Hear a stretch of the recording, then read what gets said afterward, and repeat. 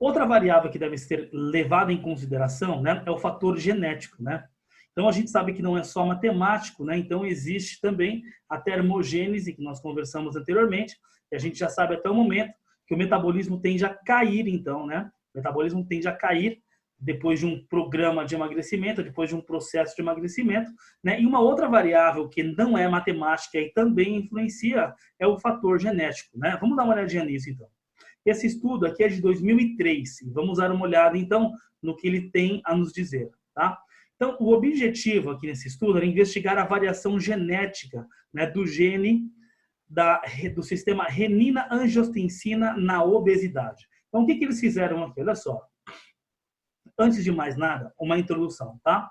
Olha só, é sabido que o gene I, né, o genótipo I da enzima conversora de angiotensina, ECA, é associado a maior vasodilatação e maior oxidação no músculo esquelético, o que promove maior capacidade cardiorrespiratória e, em tese, também um maior emagrecimento, tá?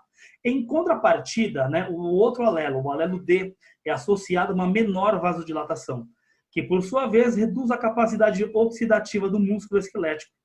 Aí aumenta a predisposição aí ao sobrepeso, hipertensão arterial, né?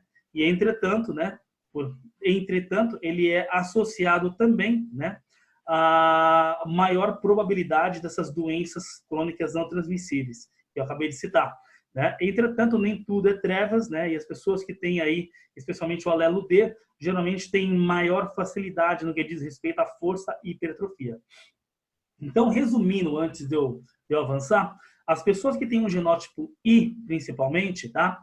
Tem principalmente aí uma maior probabilidade de maior facilidade, digamos, a facilidade de emagrecer, são pessoas que têm o sistema principalmente cardiorrespiratório geralmente mais desenvolvido, porque tem mais vasodilatação e tem menor probabilidade de desenvolver hipertensão arterial. Já as pessoas que têm o alelo D, por exemplo, têm maior predisposição para ganhar peso corporal, tá? Sobrepeso e hipertensão também. Agora que você entendeu, vamos adiantar um pouquinho aqui, dar uma olhadinha no que eles fizeram nesse estudo. Olha só que interessante, tá? Nesse estudo, eles analisaram 952 homens entre 25 a 75 anos, né? Avaliados em 1995. Dos 959, 314 também foram avaliados 20 anos antes, tá?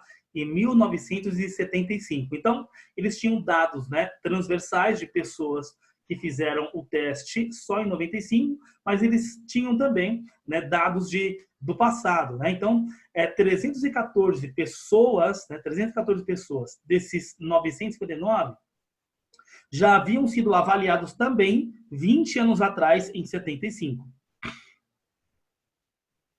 Metodologia, olha só. Teste genético para identificar o polimorfismo DD ou II, né, ou DI, do sistema renina-angiotensina, né, e fizeram também a avaliação física para identificar o estado nutricional dos indivíduos, tá? E vamos ver os resultados, então. Olha que interessante. Os indivíduos do genótipo DD têm significativamente mais sobrepeso e obesidade abdominal se comparado ao genótipo II ou DI, sendo que a diferença fica mais expressiva depois dos 54 anos, tá? Então, olha só que interessante. Aqui nós temos sobrepeso e obesidade, tá?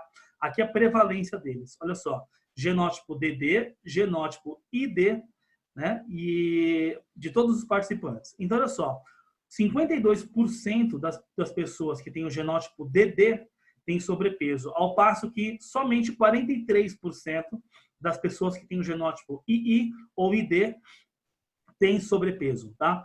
No que diz respeito à obesidade abdominal, olha só, existe uma diferença também. As pessoas que têm o genótipo DD, tá, têm maior, então, obesidade abdominal se comparado às pessoas do genótipo II ou ID. E essa diferença fica ainda mais expressiva quando as pessoas ficam mais velhas, né? Quando as pessoas têm mais de 54 anos. Então, olha só, depois de 54 anos, sobrepeso, né? No genótipo DD, 51% deles têm sobrepeso, ao passo que apenas 36%, tá, das pessoas com genótipo II ou ID possuem sobrepeso, né? Aqui já mostra uma diferença significante, já mostra uma associação. Então, pessoas que têm o genótipo DD, tá? Tem maior predisposição, então, para ganhar peso. Vamos agora, então, ó, aos resultados longitudinais, tá? Então, falando do passado, né, de 1975 até 1995. Olha que interessante, ó. Olha só, né? Característica dos indivíduos em 1975, tá? Não havia diferenças significantes de idade nem de IMC, somente de pressão diastólica, tá? Então, no que diz respeito a a peso corporal, tá? Tanto quem tem genótipo DD ou como quem tem genótipo ID ou II, tá? Possuíam, tá vendo, ó, um IMC muito parecido, tá vendo? 25 de IMC para quem tem genótipo DD e 25 de IMC também para quem tem genótipo ID ou II, tá? Entretanto, olha que interessante esses dados ao longo do tempo. Ao longo dos 20 anos, indivíduos com genótipo DD aumentaram significativamente mais o peso, tá? E também a pressão diastólica.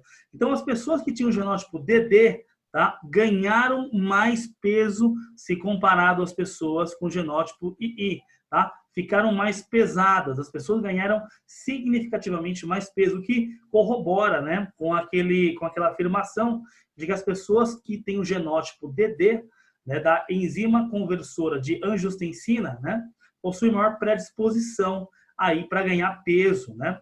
Entretanto, né, apesar de existir esses dados aqui que eu mostrei para vocês, obviamente a gente não pode comparar apenas um gene para a causa da obesidade, né?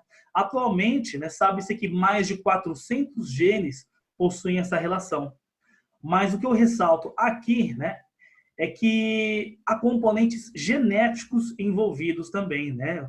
Então, existem diversos genes que também estão envolvidos aí, né, no processo de ganho de peso ou de emagrecimento, tá? Você, do outro lado, aí deve estar se perguntando agora, deve estar curioso, quero fazer esse teste aí, como é que se faz esse teste? Tá? Esse teste geralmente não é acessível para todas as pessoas, e geralmente é utilizado apenas em pesquisas, tá? Mas o que você deveria saber aqui, tá bom? É que existe um componente genético bastante importante no que diz respeito a ganho de peso, tá? E emagrecimento também, tá bom? E a pergunta que eu faço para vocês aqui, né?